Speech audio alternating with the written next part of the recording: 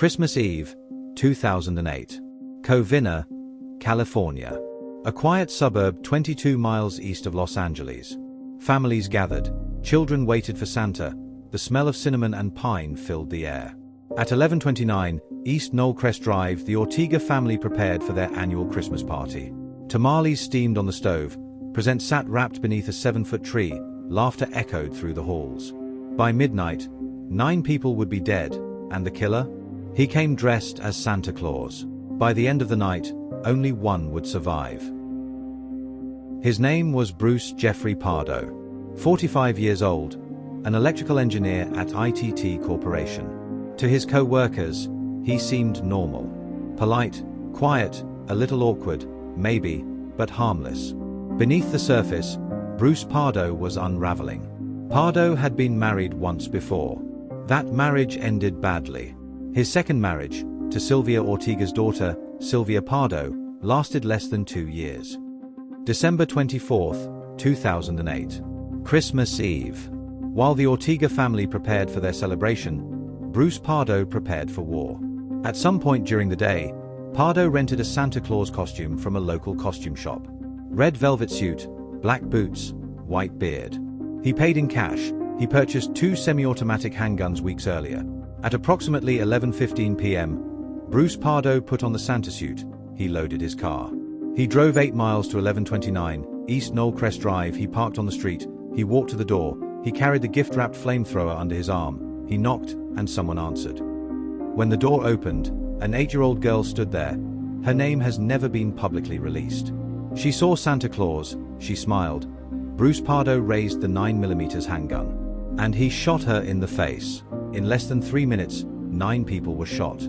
8 were dead or dying. And then, Bruce Pardo unwrapped the gift he had brought. The flamethrower.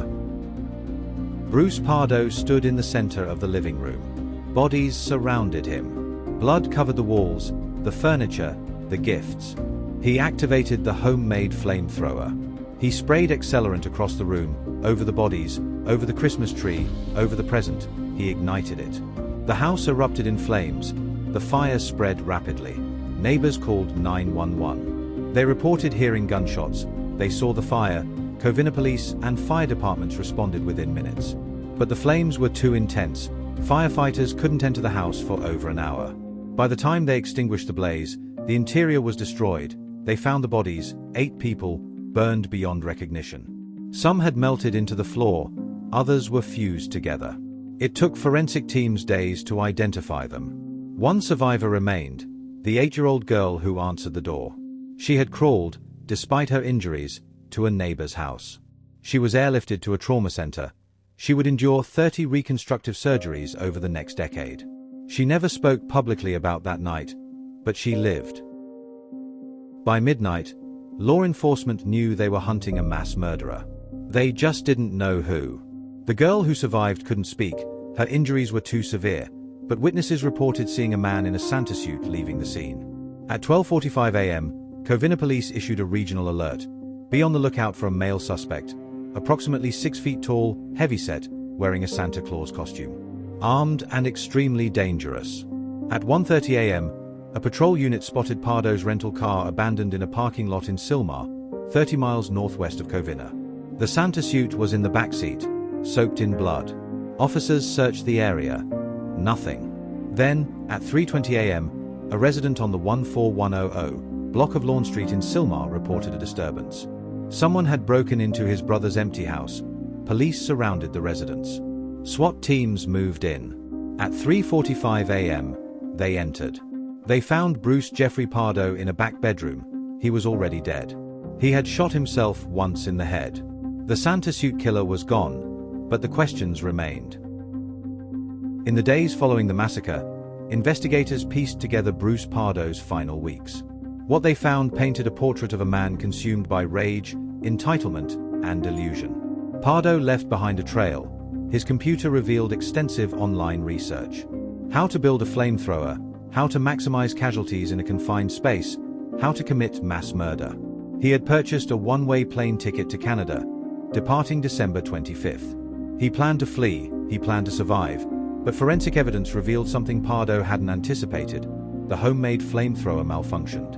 When he sprayed the accelerant, the pressure tank ruptured. The fuel soaked through the Santa suit. It burned his skin severely. Second and third degree burns covered his arms, torso, and face. By the time he reached Silmar, he was in excruciating pain. Infection was setting in. He knew he wouldn't make it to the airport. So he broke into the empty house. He sat down on the floor, and he ended his life. But why did he do it? Dr. Michael Stone, a forensic psychiatrist who later analyzed the case, described Pardo as a narcissistic annihilator. Someone who, faced with perceived humiliation, seeks to destroy not just the source of his shame, but everyone connected to it. Pardo didn't just want to kill his ex-wife's family, he wanted to erase them, to obliterate the evidence of his failure. The divorce wasn't just a legal matter, it was an existential wound. And in his mind, the Ortega family had inflicted it. He felt no empathy, no remorse, only entitlement. Documents recovered from his apartment revealed a chilling detail. Pardo had also planned to bomb his former employer's offices and his ex-wife's attorney's home. He had purchased materials for multiple explosive devices. He didn't have time.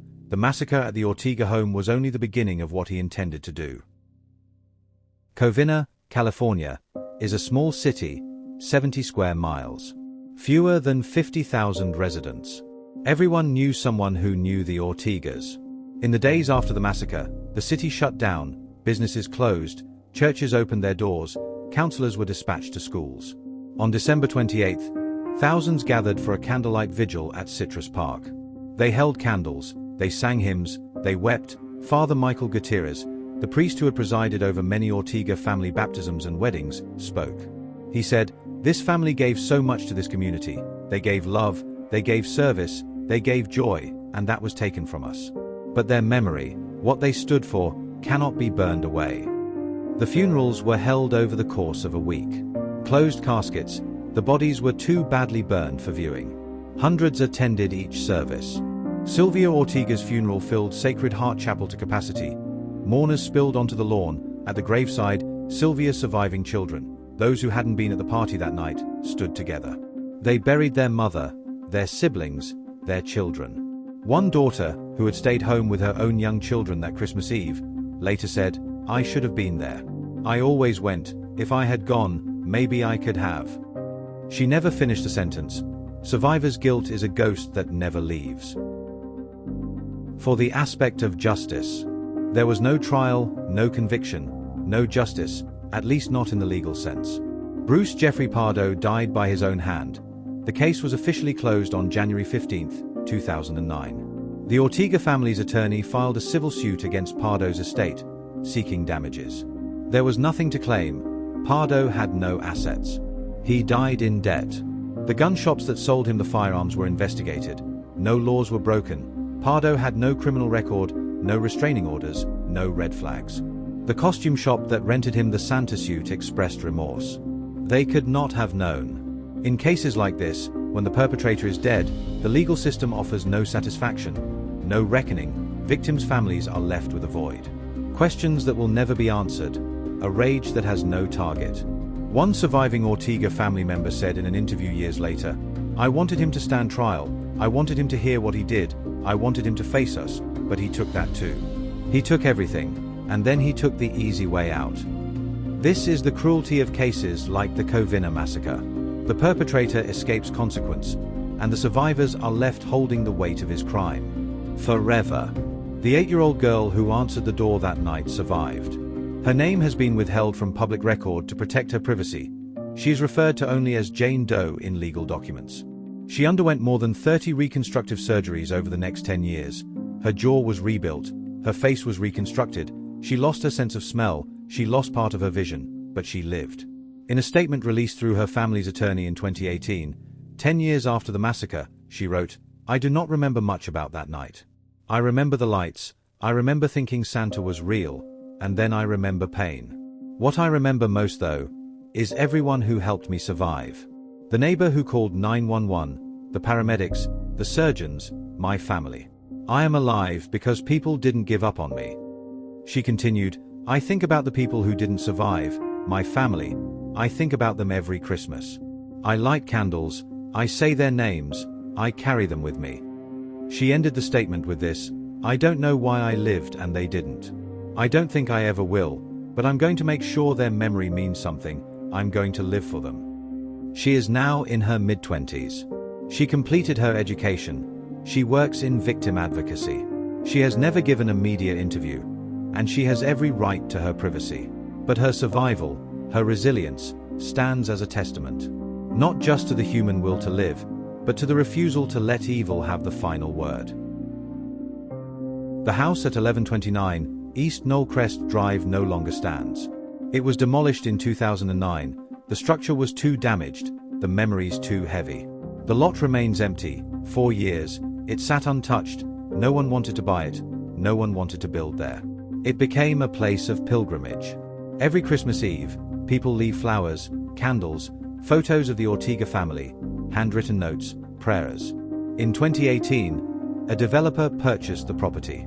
Plans were drawn to build a new home. The community protested. They wanted the lot preserved as a memorial. The developer, facing backlash, sold the land to the city of Covina. In 2020, the city announced plans to convert the site into a small memorial park dedicated to the victims. As of today, December 2025, construction has not yet begun. Bureaucracy, funding, delays, the lot sits empty. But the memorial items remain. Weathered by rain and sun. Faded but present, a reminder that this happened, that they mattered, and that memory is an act of resistance against erasure. In the years since the Covina Massacre, forensic psychologists have studied Bruce Pardo's case extensively. It has become a textbook example of a specific type of familial annihilator. Dr. Michael Stone, a professor of clinical psychiatry at Columbia University, categorized Pardo as a self-righteous killer, someone who believes his victims deserve to die because they have wronged him. Stone explained, Pardo didn't see himself as evil, he saw himself as justified. In his mind, he was the victim, the divorce humiliated him, the financial settlement emasculated him. And so, in his distorted logic, the Ortega family needed to be punished, destroyed. This is the terrifying psychology of the annihilator. They do not kill in a moment of passion. They plan, they prepare, they rationalize. Pardo spent months constructing the narrative of his victimhood. Every perceived slight became evidence of a vast conspiracy against him. His ex-wife, her family, her lawyers, society itself. And when the narrative was complete, violence became, in his mind, inevitable. But here is the critical point. This was not mental illness. Pardo was not legally insane. He knew right from wrong. He simply didn't care. This is malignant narcissism, a personality disorder characterized by grandiosity, entitlement, lack of empathy, and a pathological need for control. When that control is threatened, when the narcissist's self-image is shattered, they do not reflect, they do not grieve, they destroy. And they often destroy the people closest to them. Studies show that the most dangerous time for a victim of domestic violence is not during the relationship, it's after they leave. The question haunts every case like this. Could it have been prevented? In Pardo's case, there were warning signs. Friends later recalled that he spoke obsessively about the divorce. He blamed his ex-wife, he blamed her family. He said, repeatedly, that they had ruined his life. One acquaintance told police that Pardo had joked, if you could call it a joke, about getting even with the Ortegas. The acquaintance didn't take it seriously. Another red flag, isolation. In the months before the massacre, Pardo withdrew. He stopped attending social events, he stopped answering calls, he became consumed by rage. But none of this was reported to authorities. Why? Because it didn't seem illegal. Talking about revenge isn't a crime. Being angry after divorce isn't unusual. And this is the cruel truth. Most warning signs are only obvious in hindsight. But there are patterns, and experts say we must learn to recognize them. Dr. Jacqueline Campbell, a professor at Johns Hopkins School of Nursing and an expert on domestic violence lethality, created the Danger Assessment Tool, a questionnaire designed to predict the risk of homicide in domestic situations. Key indicators include: 1. Has the abuser ever used a weapon against you or threatened you with a weapon? 2. Does the abuser control most or all of your daily activities? 3. Has the violence increased in severity or frequency over the past year? 4. Is the abuser violently or constantly jealous? 5. Have you left or tried to leave the relationship in the past year? If multiple answers are yes, the risk of lethal violence skyrockets. If Sylvia Pardo, Bruce's ex-wife, was not at the party that night, she could have survived, but she had checked many of those boxes. She had tried to warn people that Bruce was dangerous, but without a direct, credible threat, police couldn't act. This is the gap between recognizing danger and preventing tragedy. And it remains, to this day, one of the hardest problems in domestic violence prevention. In the wake of the Covina Massacre, California lawmakers revisited gun control and domestic violence prevention laws. In 2014, California became the first state to enact an extreme risk protection order, commonly known as a red flag law. This law allows family members or law enforcement to petition a court to temporarily remove firearms from individuals deemed to pose a significant danger to themselves or others. If Bruce Pardo had been subject to such an order, would it have stopped him? Maybe, maybe not. He could have obtained guns illegally. He could have used other weapons. Determined killers often find a way, but red flag laws have been proven to reduce gun deaths, particularly suicides, and in some cases, mass shootings. Studies from states with such laws show a measurable decrease in firearm-related fatalities. However, these laws are not without controversy. Critics argue they can be abused, that they violate Second Amendment rights, that they lack due process.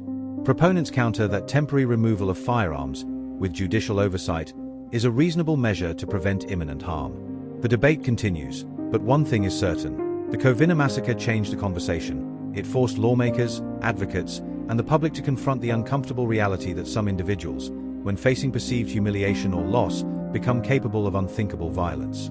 And if we can identify those individuals, we have a moral obligation to act. Christmas in Covina has never been the same. 4 years after the massacre, many families in the neighborhood stopped decorating. They stopped hosting parties. December 24th became a day of mourning. Churches held memorial services, schools closed early, the city cancelled its annual tree lighting ceremony for 3 consecutive years. But slowly, cautiously, Christmas began to return. Not with the same innocence, not with the same joy, but with something harder won: resilience. In 2015, the Covina community organized a new tradition. Every Christmas Eve, at 11 p.m., the hour before the massacre began, residents light candles and place them in their windows. It is called the Vigil of Light. A quiet, collective act of remembrance. A refusal to let one man's hatred extinguish the spirit of the season. One neighbor, who has participated every year, said, "We light the candles for the Ortegas, to say their names, to remember what they gave to this community, and to remind ourselves that love is stronger than hate, even when it doesn't feel like it." And so, every Christmas Eve, the windows of Covina glow. A city holding space for grief and for hope. This shows us that evil is not a force, it is a choice. On Christmas Eve, 2008, Bruce Jeffrey Pardo made that choice. He chose to see his pain as justification, his humiliation as permission, his rage as righteousness. And in making that choice, he destroyed 9 lives, he shattered a family, he traumatized a community. But here is what he could not destroy: memory.